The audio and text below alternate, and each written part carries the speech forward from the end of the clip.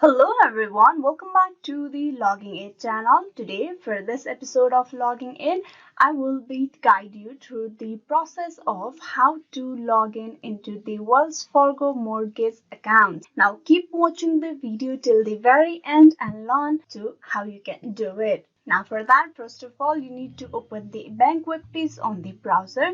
So open a new browser on your PC and on the browser you tap open a new tab. Once you tap on it, you need to type in Wells Fargo mortgage and press enter. With this, you will be able to see the search result displayed on here. You need to tap on the very top link provided. Then you will end up in this page. Now here you need to click on sign on button at the top of the screen. Click on it. Now here, for you to log in into the Wells Fargo account, you need to provide your username and the password.